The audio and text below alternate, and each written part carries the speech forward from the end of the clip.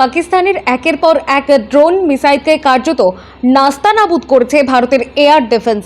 এর পাশাপাশি ভারতীয় বায়ুসেনা পাকিস্তানের বিভিন্ন জায়গায় প্রত্যাঘাত করেছে। ভারতীয় নৌসেনার নিজেদের রণতীর নিয়ে পাকিস্তানের দিকে অগ্রসর হচ্ছে। যুদ্ধের পরিস্থিতিতে ভারতীয় সেনাবাহিনীর মঙ্গল কামনায় গঙ্গাসাগরে ঐতিহাসিক কপিলমুনি মন্দিরে পুজো দিল বিজেপি কর্মী সমর্থকরা। ভারতবর্ষের একটাই মাত্র রাজনৈতিক দল আছে, যেটা বিজেপি। তারা আগে দেশের কথা চিন্তা করে, তারপরে দল, তারপরে ব্যক্তি।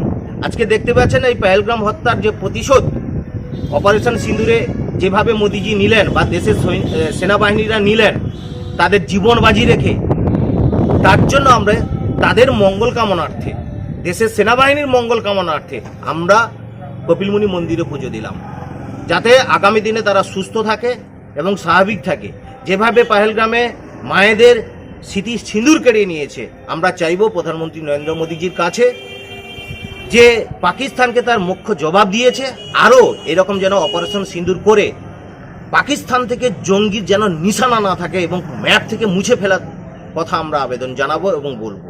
তবেই গিয়ে আমাদের মায়েদের স্মৃতির সিঁদুরের যোগ্য জবাবটা পাবে বলে আমার মনে হয়। কি নাম আপনার? অরুণাভ দাস। চলছে ভারত পাক যুদ্ধ। এমত অবস্থায় ভারতীয় সেনার মঙ্গল কামনায় গঙ্গাসাগরের কপিলমুনি মন্দিরে শনিবার পুজো দেয় বিজেপি কর্মী সমর্থকরা।